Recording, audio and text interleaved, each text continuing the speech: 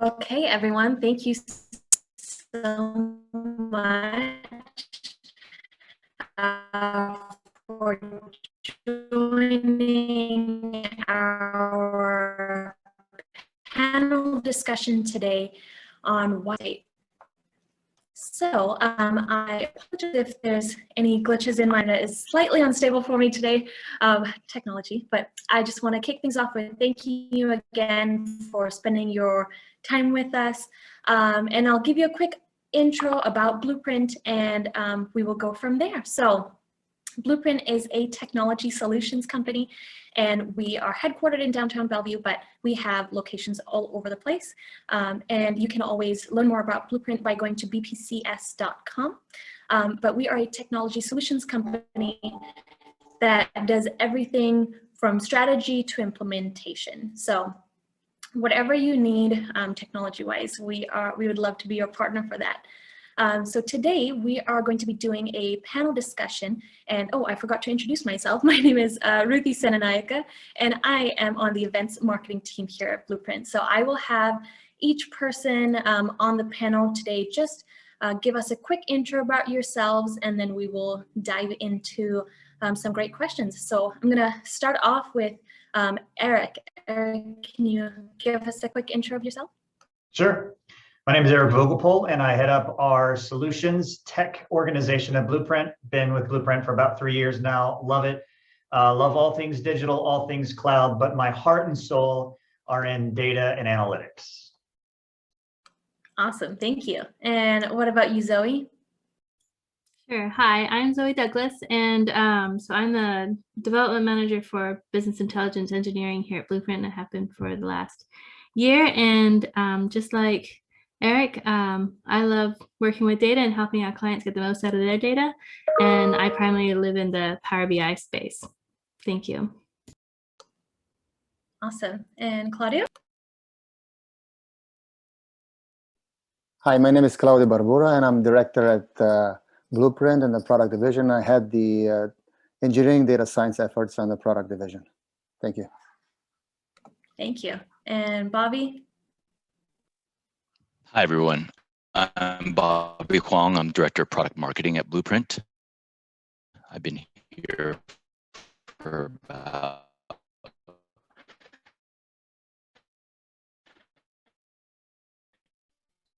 2 years or so.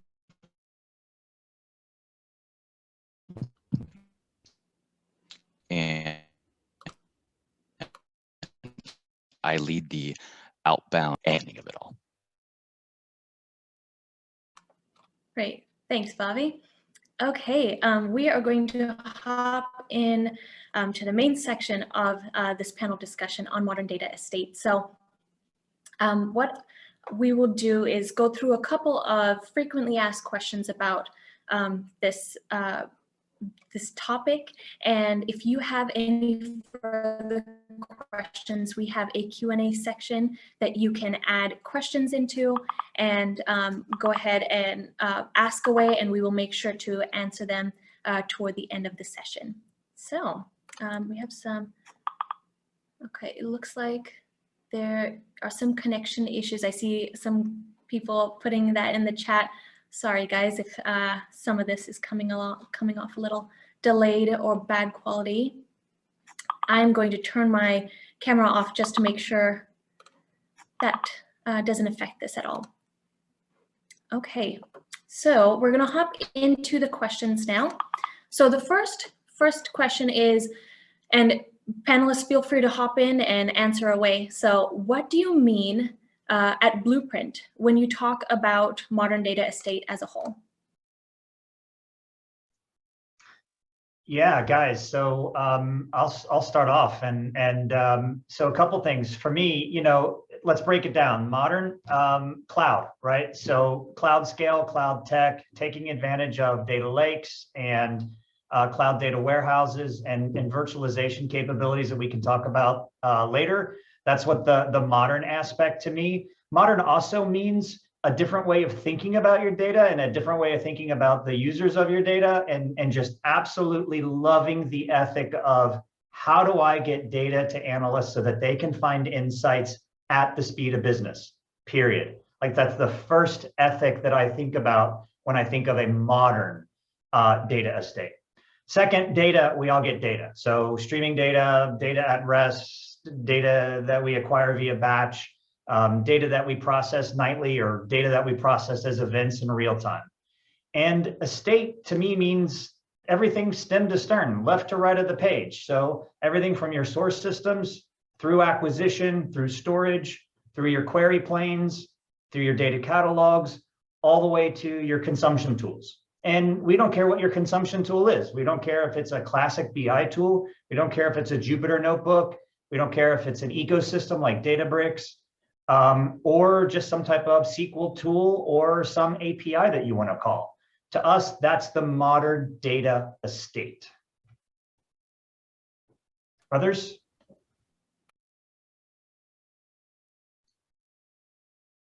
Zoe, Claudio, your thoughts? Yeah, so I can add on that. So a lot of times, what I like about so the modern data state is, getting that data, getting it usable, which is one of the key things I like to do, is make sure it's usable for our users. A lot of times people stand up all these kind of tools, and then they have trouble adopting and doing all that getting that into the right hands, getting into the right visuals and that kind of stuff. And so getting that into make sure you're using the tools the way you want to use the tools, especially, I primarily focus on Power BI. So, there's a lot of different ways you can use Power BI. And so getting to do what you want and how you want to use it is really important. Yeah, I want to double down on this real quick, because Zoe exemplifies this ethic probably better than anybody I know. She has fundamentally empowered organizations to, when it's appropriate, think about all the data transformation and data wrangling and data munging that we have to do, that we used to have to pay IT to do with a capital request and a PMO project. And it just took an act of Congress to get a simple domain model created for a line of business area. What Zoe is seeing now with a modern data approach, a lot of that work can be shifted when it's appropriate from a governance perspective to, savvy analysts that are coming out of school and have been now for frankly 5-10 years or so, with darn near pro data management skills, coupled with tools, Outrex, Power BI, Tableau, on and on and on, these amazingly powerful tools. She is sliding a lot of the work that IT used to do downstream, again, to this ethic of rapid access to insights. Claudio, do you want to talk about how maybe Conduit helps with that ethic as well? Yeah, so I would add to that, modern data estate for me is, how do you democratize data with governance in place? How do you enable all these consumers, power users, analysts, or developers building custom applications, or data scientists in their favorite notebooks? A myriad of BI tools out there, from Power BI, Tableau, MicroStrategy, Click, and so on. Everybody wants to consume data. Data sources are disparate. They have different, they're diverse in nature.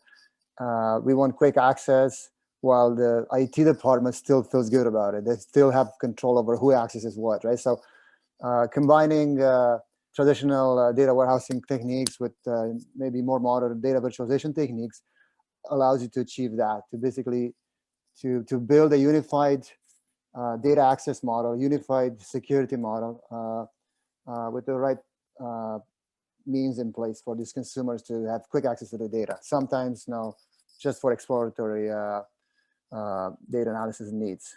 That right to me is the MD. Yeah. Yeah, no, Claudio is brilliant for all the folks participating. He has a group of engineers that have developed just an amazingly brilliant data virtualization engine that is cloud-born and cloud native, but can also run on-prem. And the Conduit engine just speaks to this ethic again of, how do I get over-processing and some bureaucracy out of our way, and think about this ethic of getting usable, appropriately governed data sets to end users as fast as possible. And with Spark-based data virtualizations engines like Conduit, we just see that pattern lighting up for end users. So we've probably answered this question pretty well. Ruthie, we're gonna toss it back to you. Awesome. Yeah, so the next question that we have is, what are some of the key tangible and measurable benefits of establishing a modern data infrastructure? Zoe, Claudio, you start first. If not, I'm gonna jump in. You go ahead first, Eric. All right. Well, all right. So key, measurable, tangible, right? I mean, the only reason that we build these estates is obviously for business value. We don't build stuff for IT's sake. As much fun as that is sometimes, that's not the business driver. Generally speaking, we process and collect and serve data for the purposes of stop, start, or continue a behavior. Find an insight, be it a descriptive insight or a prescriptive insight. Tell me what was happening, or tell me what I should change to make XYZ happen. So I think we know the business components of some of these tangible outcomes. But one thing that we're seeing more and more that I just absolutely love, again, with this idea of getting data through the pipeline as fast as possible from the point at which it was born through streaming technologies. I am excited to no end to see data streaming and data eventing technologies make it to the first-class citizens that it should be within a data estate. We all know data from maybe legacy transactional systems need to be acquired every 4, 8, 24 hours. We get that. There's still a role for batch integration. But I am so super excited to see companies think about their business as a collection of events that, with some stream processing and with the ability to see that data when it are born, or react to an anomaly or fraud or the zillion other cases that we can react to, they start to think of their data as this stream of events that tell me something that's actionable within the context of making a decision, as opposed to thinking of my data team as that's the warehouse and reporting team. No offense to warehouse and reporting. It's absolutely a workload that needs to continue. That's probably the most exciting, tangible effect of actually seeing a company react to data in flight. That's the holy grail for me in this business.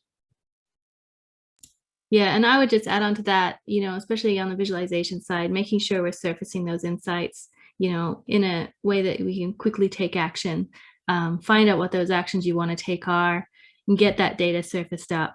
Whether it be you go to the report and you see it, or you set up an alert on the back end to say, hey, if something happens and it drops below this threshold or goes over this threshold, email me, text me, let me know as soon as I can. So we're not delayed by the data, we're enabled by the data. Yeah, brilliant. Claudio? I'll add the time to insight now to all that. The time to insight is key, right? In the end, consumers will want that insight quickly, in a application. And what's key to me in the modern data estate, it enables all that by first giving you the where is my data, now giving you a catalog or some sort of registry for all the data sets are. How do I access that? And then how do I make it available to my consumer, to my consumer tool? So if that's enabled with a modern data estate, then this time to insight just drops dramatically. And that's been a challenge over the years. Brilliant. Bobby, I And see you back. Did you want to Yeah. add anything? I will add that, when we talk about things like data democratization, real-time data, for folks on this call who have worked with companies that have legacy data reporting and capture infrastructure, you may think of these concepts, or at least approach them with as a certain level of skepticism. What I would say, the way that I translate what the modern data estate brings is the right foundational tools, strategy, and technology to enable all those things to happen. So it sets the groundwork for the processes, even the data management philosophy to make it possible so people can get access to data so they can understand what data sets they have and be able to analyze it and process it a lot faster. Excellent. Thanks so much, Bobby. Anyone have any other insights before I move on? I have one other thing. So another one that I really like about it, that democratization of data and also enabling kind of that self-service piece. And, there's a lot of layers to that, surfacing the data where they can find it and also giving them the tools to modify it on the fly as they need to. I think that's one of the really important key factors, especially in the Power BI world. Excellent. Thank you so much. Okay, the next question we have is, when can I expect to see tangible results from building a modern data estate? This one's I know a trickier one because it depends, but what are you guys' thoughts on that? Well, I guess I'll go first again.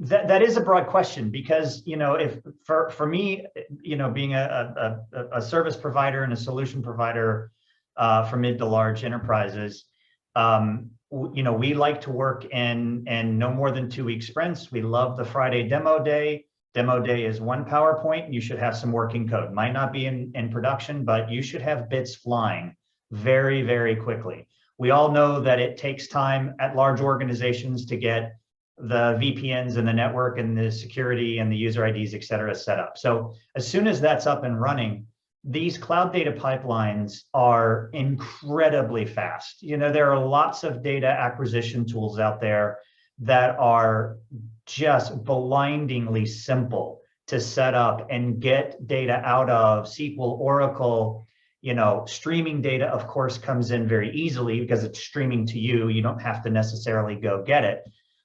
So easily within a day or so, you should see at least targeted systems landing into your data lake. You should have started the project, and I'm going to say should here because I'm going to be opinionated. You should have started the project with a nice, very simple reference diagram that laid down the rules for things like how do we partition the data on the data lake? What do we save it in the various folders? Do we put it into a cloud data warehouse, or is that not appropriate? Should we put it in Postgres or SQL or some other database? And if we do, what are the basic schemas that we need to define on day one, like putting data in landed or an ODS, and then maybe to a warehouse zone or a curated zone if you're working on the data lake, or if you're in a Databricks world, maybe the bronze, silver, gold strategy. So those things can be worked out on day one. Once those patterns are enumerated, folks, let's work very iteratively here. We don't build warehouses anymore to build warehouses. I am a believer that a warehouse project should not be called a warehouse project. Warehouses are things that eventually evolve and accumulate and become their own asset, workload by workload by workload, following a pattern, following a pattern, following a pattern. That's how we should think about the development of our data estate, not as it's into its own mean. So what are your thoughts? Yeah, I agree with all that. And, just that iterative effort. So, when we first come in, we work with clients, we work with what data we have, we'll get reports out, we'll report there's usually always something already there, whether we're exporting it, not have it, fully piped in, but we can show and we can start building those reports, getting that data out there in a way that they can use it immediately. And then we iterate, so then we're like, okay, well, maybe you need this piece of data, then we'll go find that and bring that in as well. And as Eric said, businesses evolve, constantly evolving, business goals change, things change. So I think that part of that modern data state is that it can evolve with the business. It's not this static thing that we've been using for 10 years. Maybe it's not bringing the value it once did. Now we're going to continually increase that value as we go along. And I'll add to that. For me, it's all about usability. Like, the question is how fast? And to me, the answer is reusability, like using common design patterns, common architectural patterns. Whether or not, for my example, the Blueprint, we built demand forecasting or video analytics or text analytics, right? Completely different sources, but in the end, they all use the same common patterns for connecting to the data sources, for processing it, for making it available to consumers, and providing those the proper abstraction levels allows you to then reuse and move on to the next application, the next solution, the next modern data estate solution, and accelerate your development. So to me, what's key is, like Eric mentioned earlier, reusability, using those design patterns and really being religious about respecting those rules.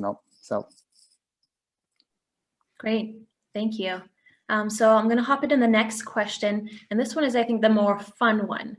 So it's one of the coolest. What is the coolest thing that you've helped a company do with their modern data estate, and maybe what did it open up for the company? New possibilities, or yeah, just give your experience. Zoe, you start. I've got a bunch. Okay, so so a lot of times, I'm doing Power BI. It's really, for me, it's all about the user experience.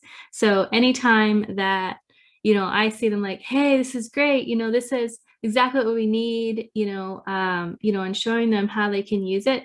To me, that's the coolest thing. I mean, there's lots of cool data that comes in and lots of cool ways to visualize it. But for me, it's being able to give them those tools that they can actually use, that they do use, and then they request, those particular views. To me, is the coolest thing, honestly. I mean, it may sound silly, but that's why I do what I do, really.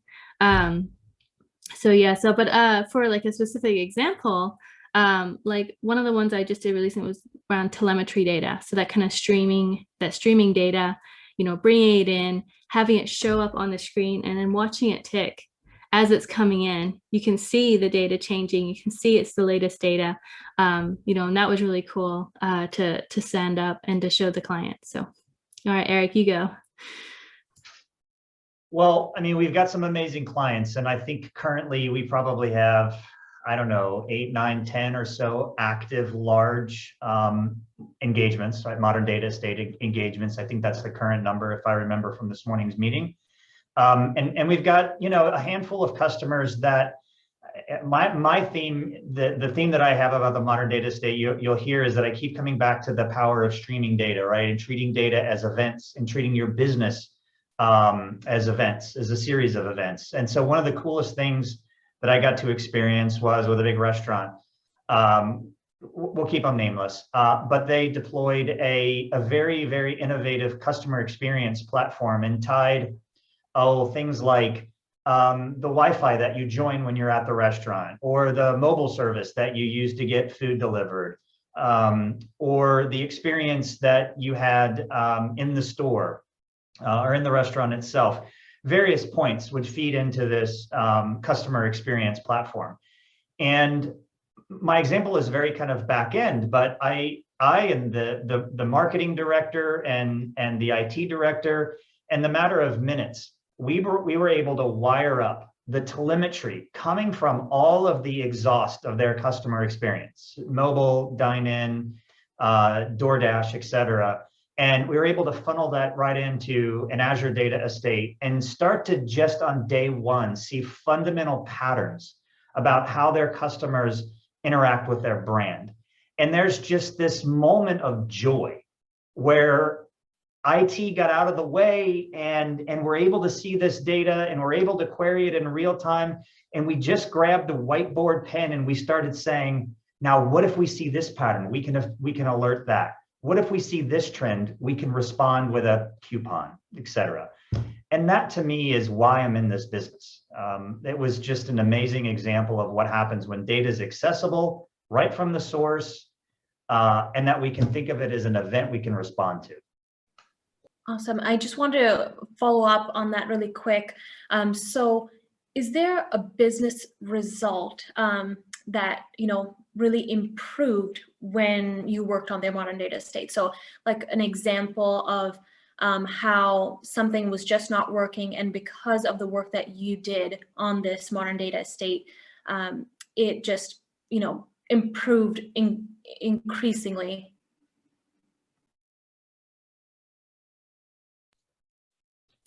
Yeah, guys, I mean, we've got lots of them. So we can talk from the point of view of just tech. We've had a lot of instances where the on-premises kit, the SQL servers or Oracle servers or Hadoop clusters or whatever the legacy tools that they were using on-prem, just essentially gave up the ghost. They got to the point of diminishing returns to more data being shoved in. It either the query speeds were effectively useless at this point, particularly relative to the cost they're paying for those on-premises tools. So, and a handful of customers, we've gotten just immediate breakthroughs from a tech perspective because the tech works. Cloud can scale. I won't say near infinitely, but within a relevant range of most enterprises, the cloud can scale infinitely for you. And that was a huge burden just off day one. We're not fighting fires anymore. Now we're thinking about data as an asset. How do I react to it? How do I use it?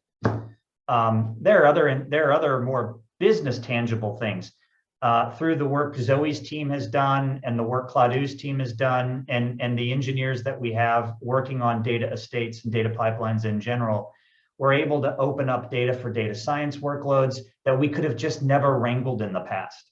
We have one customer that operates a franchise model, and they have deployed, I'll just say N-100 number of individual applications, all the same, around the world to their franchisees, and that data replicate back kind of one-to-one back to the central environment. And as you can imagine, when you have to wrangle N-100 databases of the same data and union it all together and get it into a form that can be analyzed quickly at the speed of thought, at the speed of business, they weren't able to do it. And we brought cloud services to bear, and now that data estate is done. At least the middle portion of that data pipeline is up and running.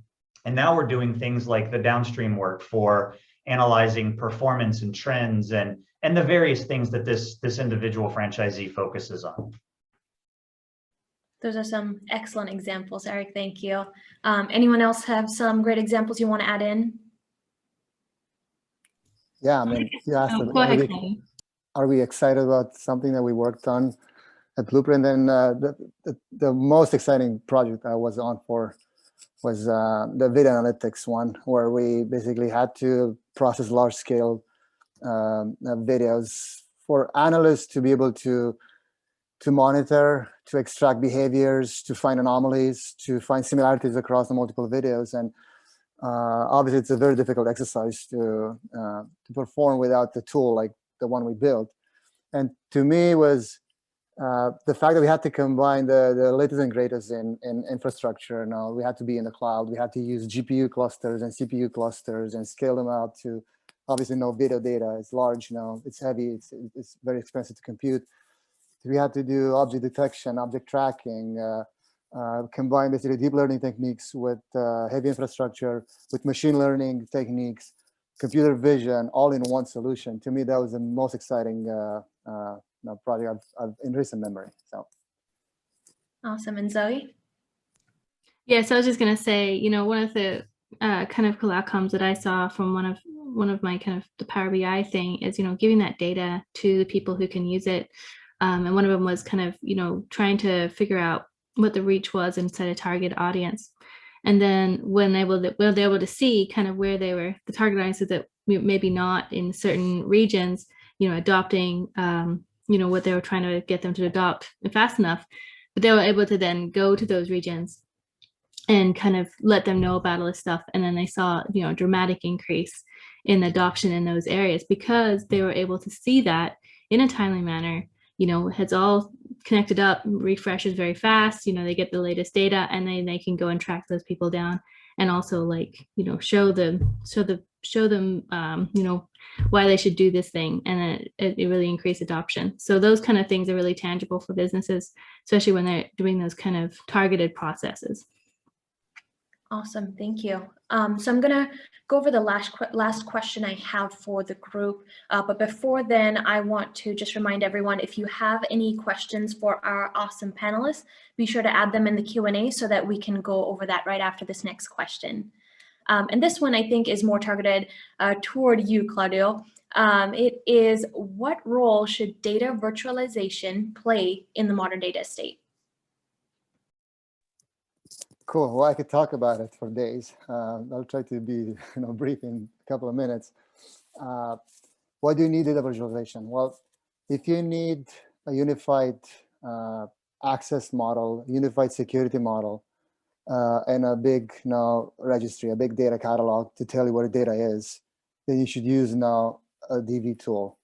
Obviously, Conduit now, so I'm working on it, but it's a key component of the modern data estate to me. It's what now Bobby likes to call it the command center. Now you enable your users, you let them go and organize their data assets, find them, and once they find them, let's access them. At the same time, I'm accessing them through various protocols from REST, JDBC, ODBC, making basically every consumer out there happy, whether it's a BI tool, Power BI, Tableau, or it's a Jupyter Notebook data scientist, or it's developers building custom apps. Now they have all the protocols enabled through a DV interface, and then in the same time making sure that the data stores, that the IT department has control over who accesses what, right? So authentication, authorization, auditing is key part of the data virtualization. But for me, the catalog now, which is a piece that's very much missing in nowadays data ecosystems, having an organized file, a folder where all your data assets are, because they're so spread out across so many diverse form files in the cloud, on-premise, legacy databases, new web services, everywhere, right? So it's a zoo, and you have that catalog function from Conduit as a data visualization product to just tell you what data is. And once you have the catalog, you find it, you are able now to access it in a secure fashion with a unified model. So it makes now all these consumers extremely productive. They have instrumented logged APIs with a common interface that allows them to do time to insight, quick time to insight. That's what enables them. So that's why DV is so important. Awesome. Yeah. I would like to actually add on to that. So, in using Conduit, especially what Claudio's been building, and one of the things, like when I'm building reports, it's really hard. Sometimes you got to track down the data, got to find out who owns it, get permission, find, is this what I wanted? How often it's refreshed, all that kind of stuff. And here you can just search, you can find it. And then you don't, and then you have access to it. You can just, get the connector, drop it in, and start playing with the data, which is really, really, really, really cool. Thanks, Zoe. Okay, there are quite a few questions in the Q&A, so we're going to try and get through these as soon as we can, but if we don't get through all of them, we will make sure to connect with you individually afterward as well. So the first one we have is, to take concrete steps into a modern data estate, do you recommend starting with a strategic cloud partnership first, like AWS, Microsoft, Snowflake, etc.? Well, as much as I love all of those partners, and Blueprint is a partner of them and others, Databricks included, and so on, I would probably say no. If you ask me the question, what should I do first? My tendency as a consultant and somebody that's been 20 years into this business is, instead of starting with a tech answer first, or a product answer first, or a vendor answer first, instead, let's rally a small team around what I love to call patterns and practices. So if we were on a whiteboard post-COVID, and we were in a room together, and we weren't allowed to talk about any specific make model, no make models, and we just talked about the patterns and the practices that we're going to adopt for data, what would they be? And I'll just throw out a couple. One is, we treat streaming and event services as first-class citizens in the data estate. We have a bias towards data coming at me, as opposed to me having to reach in and grab it every night or every 12 hours or so. That's one data principle. Another data principle might be around how much do we process data? Do we really need to apply rigid ETL, the transformation logic for data that we're going to put in and I'll use an old term here, maybe an ODS or a bronze zone, if we use the Databricks terminology for the lakehouse? Do we really want to over-process data? So that's kind of a principle number 2. And then maybe principle number 3 is, let's make certain that we align to our organization's security and governance rules. Just GDPR on day 1, security on day 1, et cetera, DevOps on day 1. Those are the kind of the first 3, and I'll throw those out there, 3 principles and patterns that I would hit on with a client first. And then we can start to make some decisions about technology and what workloads we're going to go tackle first, and what make model of tools that will plop that data in. So I hope that helps. That's perfect. Thank you so much. So we're going to hop into the next one. And I think this one is geared perfectly to you, Zoe. So are there AI tools to help find themes in text-based data? Yeah, so I speak Power BI as a primary language, so I will come at it from that angle. But yeah, so I've done a lot of stuff where I'm looking at kind of text analytics, doing it in Python, doing it in R, stemming, doing all the fancy stuff. But Power BI Premium per user, it comes with it built in now, and I've used it, and it's super easy. You just click on it, you can pull out the keywords, you can pull out sentiment, and then you can put in your data, and it's done. And then you can put in a word cloud, put it in a table, put it however you want to use it, to pull those out, make it searchable, that kind of stuff. So that stuff is, I was really impressed. I thought, well, maybe I'll have to do something in R, I'll have to learn some Python and stuff like that, but they actually are coming kind of built in now, especially in Power BI side. Excellent. Anyone else have anything to add to that one? For everything else, if no, the tools don't help you, reach out to us. We have a lot of experience in text analytics, and we build more sophisticated taxonomies for analyzing emails and user profiles, to building to find skills for your employees, or for enabling water cooler experiences. It's all about what people talk, how they talk, and then inferring skills, roles, and interests from that tech, basically mining all the unstructured data. And that requires building some sophisticated models, probably not going to be fun tools, but then there's always a blueprint for that. Awesome, thank you. Okay, the next question we have is, how does a modern data estate deal with different access needs for users? In office, totally remote, hybrid, etc.? Oh gosh, lots of ways to roam on that question. Yeah, and a lot of this boiled down to the constraints that your organization have.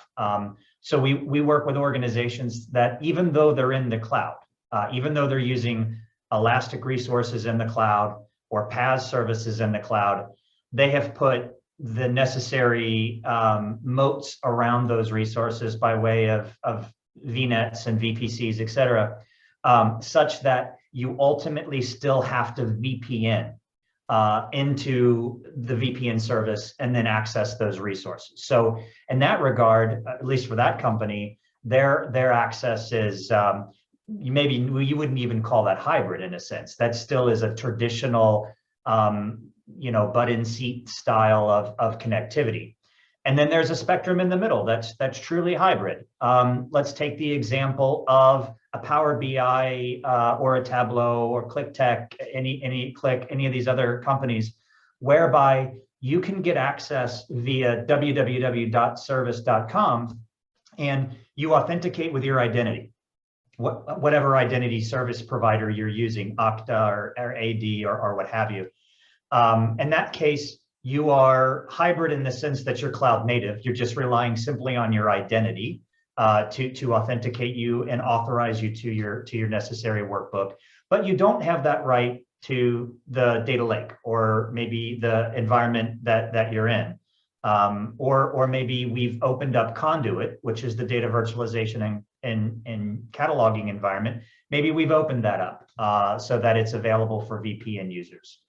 And then finally, on the far end of the spectrum, there are companies that are just fine with literally identity being the source of access. So for those organizations, the lake, for example, properly secured. As you know, in Azure, the Azure Data Lake, by way of Databricks or by way of natively, can be security trimmed. Those services can be safely extended to users in a cloud native or no VPN fashion, if that aligns with your organization's guidelines. Exactly. I would just add to that too, you know, not only is it, you know, accessible in all those different kind of, you can access things in those different, either in the office, at home, hybrid, you're on the road, you're in your store, you're in your franchise, you know, wherever you are, you can access your data. But the tools are also available not only for traditional kind of a desktop or, you know, in-office setup, but they work well to see the data in a phone format, see it on your phone, see it on a tablet, all of those different ways that you can access it, and making it so it works natively in multiple environments that way. Excellent, thank you. So the last question that we have on our Q&A, and if you have any other questions, feel free to add them in there, is what trends in modern data estate design are you seeing that you're really excited about? Well, if you let me answer, you know what my answer is going to be. And the trend that I've seen over the last 18 months, 24 months is kind of where my radar's been on this trend is the rise of streaming data as a first-class citizen to your data estate. When we work with clients and we show them how, like, you know, the telemetry that they've got or IoT sources, of course, we've always known that workload. But when we bring to them technology that can turn transactional systems, you know, like a line of business application or an ERP system through various log shipping or CDC technologies, when we show them how that can contribute to a streaming ecosystem such that we can kind of rebuild the transactional logic to ensure that we've got good data to report from, that's just the most amazing trend for me. I come from an era where I spent a disproportionate amount of my IT budget on individuals, labor's expensive, on individuals that performed ETL services, the extraction from schemas to a schema-defined environment, keeping the schemas in sync, dealing with password hiccups and network hiccups and retries and ODBC failures and all these things. I come from a world that you know, that kind of seared into me some frustrations with batch integration. So seeing the rise of architectures that favor streaming patterns and treating business events as events is just unbelievably exciting to me. And I know it's a dead horse. I've mentioned it far too many times. And so from my side of things, what I am really excited about is how much, like, especially, you know, obviously I speak Power BI, but like there've been a lot of ways of enabling the users to get the most out of it, whether it be kind of integrating it more solidly into Excel. Everybody loves Excel, but giving those tools from Power BI seamlessly into Excel, the coming up, you know, bringing multiple models together and being able to use them and add on to them, you know, being able to have visuals it up, and then you can in the browser just go ahead and change it to a different type, add different measures in, change out measures without having to open up any software, without having to do anything else, not having to even really know how, you know, you don't have to have, you know, multiple years of experience using Power BI to get it to kind of, you know, do what you want for the next meeting. So those things are always very exciting to me. But also just having the user, like citizen developers, you know, doing kind of Power Automates, Power Apps, you know, the whole Power Platform is what I really like about it, is it enables people to be able to grab that data, to kind of pull it in a way that's not just a one-off, but also reusable. And I think that's, you know, a lot of times I'll come in and I'll say, yeah, I make this report. It takes me 2 weeks out of every month to push this together. I do all these really cool steps to normalize and, get it ready for our big board meeting. And I can come in and say, I can replicate all of those steps for you. And then it's ready for you whenever you want. You just come here and it's done. And so those are really cool to me, because it takes that kind of tool frustration, and not only like in the back end where Eric's talking about, like, in the ETL on the side, but also from the front end, where people are trying to use these tools and they're trying to get this stuff out of it, and it's being so frustrating. And so have that. So not only is it not just a one-off task, but it's repeatable. It's done once and you can open it up next month, refresh it, everything's good, all the new data's in there, and it's still applying all those logic that you had thoughtfully set up the first time. I'll add something here. To me, the most exciting trend in the industry is I see customers resisting that temptation of pulling all the data into a big, expensive, enterprise data warehouse product. You know the names, right? And I see that they're more accepting to combine workloads, to combine technologies for what's the most efficient way of solving their exact problems. Now, so that's how you see batch streaming. You see data virtualization come in. It gives you this different access pattern, different processing patterns that in the end solve the problem for the customer in a more efficient way, right? It's not about give me all your data here and pay top dollars for it. I'm going to give you all the services you need. Now I see that moving. I see the customers moving away from that now, from that trend, and that's really exciting to me. Opens up possibilities for vendors like us to succeed, and also it's all about the value for the customer. Now they're getting more value for less dollar, pretty much. So that's it. Excellent. Thank you, Claudio.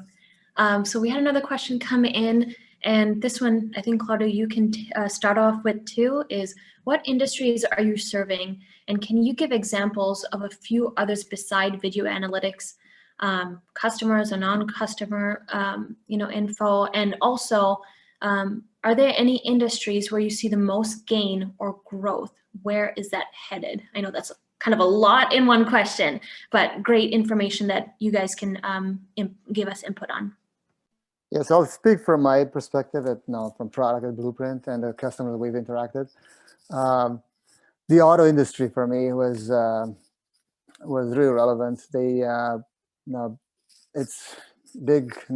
I cannot name the customer, but it was big in Europe, and they were Europeans are more open to using open source technologies now, just by the virtue of being European. So Conduit played a perfect role there. Now they had a lot of data in Elastic. Now instead of using EDW, they chose Elastic for their analytical database, and allowed them to query and process and report off very deeply nested JSON, something that no other tool does really well, and just Elastic itself wouldn't do either. So allowed that product to go in and allowed it to report on that deeply nested JSON data, because it's an analytical database they built from multiple sources. They ended up pushing all that data into an Elastic so that they not compete. Their workloads do not compete with their mission critical applications, which are served by their transactional systems. They decided, I just push into Elastic, and now they used Conduit to report, to do data science against that. Right. So that was one industry that we did really well now. And there's others, but I'll let Eric and Zoe add some more. Zoe? So for me, one of the things that was really interesting to me was how fast people had to pivot in the last year with the COVID pandemic. So I'm not sure if it's like a growth thing, but it was a very big change, and a lot of people had to really quickly, figure out how to have all their employees remote, or figure out how to do curbside. Maybe you're those kind of things. So it's really quickly trying to adopt a lot of technology to keep pace in a short period of time. And so it's really interesting to see those stories and how we were able to help them kind of either push their employees remote, have the right monitoring techniques, or have being able to show them the data to show kind of which things were failing, which things were doing well, you know, when they don't have the luxury of looking at, say, last year or the previous year's trends, because those are no longer relevant. So you really need to see that latest data. Yeah. I would answer the question, I'd answer the question two ways. One, what's Blueprint seeing? We've got customers in the oil and gas space, so a traditional enterprise or a traditional vertical, well-defined, and we know the major players. We also have had customers in the green energy space, so a new energy space, and there's certainly tons of opportunities therein. We have fast casual, quick serve restaurants and consumer CPG, consumer retail organizations that we've worked with and doing a lot of fun stuff with those accounts.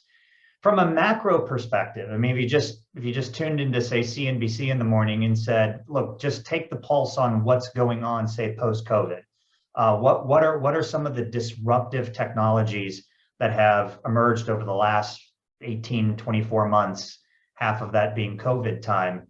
And certainly, fintech, government spending obviously increasing for good and proper reasons. As I mentioned, fintech and tech itself. What are the top 50, the top 10 companies now are, for the most part, all tech firms.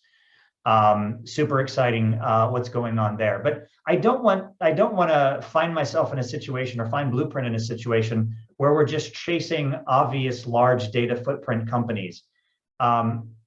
Legacy firms, and I don't like that term all the time because it maybe has a bad connotation. I like sometimes the word heritage firms. The companies that have been around 50, 60, 70 and beyond years. Look, they just as much have the opportunity to go through what is probably late now for them, that transformation of saying, data is no longer that thing I shove in a warehouse and I treat as a cost. Data is an asset.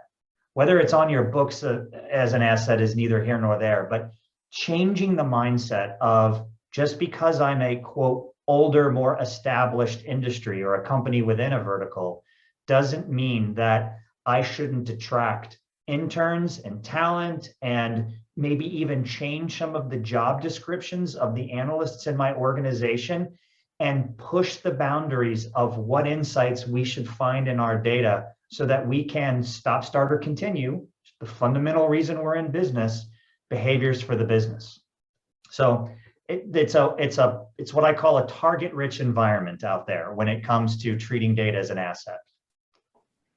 Those are some excellent insights. Thank you so much, everyone. I think those are all the questions. I'm glad we were able to get through all of them. I did want to let everyone listening in know that this was part 2 of our series of why you should be a tech company. If you missed the first one, it is on our YouTube page. You can go check that out or follow us on our social media and you will see the recorded version posted there as well. This recording will be sent out to everyone in attendance and it will also be posted on our social media, so be sure to follow that. The next one coming up will be with Corey Hendon, and that one is going to be on the topic of you should be a tech company, data science and advanced analytics. So be on the lookout for that. We'd love to have you join that as well. And if you have any questions at all, we would really love to connect with you. You can either connect through our website, that's bpcs.com, or you can also email us at info@bpcs.com. So we'd love to connect. And I know we mentioned that for anyone sticking around till the end, we will have a fun little question to see if you were listening and also to give you guys some awesome Blueprint swag. So the question is the first person to answer in the chat, 2 panelists. So you might want to get that ready and out. So if you wanted to get started on modern data estate for your company, how would you get a hold of us? First person to send your message to the chat in the panelist section will get some awesome Blueprint swag. So we will see who sends that in. and I will connect with you. Thank you all so much for participating. Thank you to the panelists for taking your time to share some great insights with us. And again, if you have any questions, you know how to reach us. And we hope you have an awesome rest of your day. Thank you so much.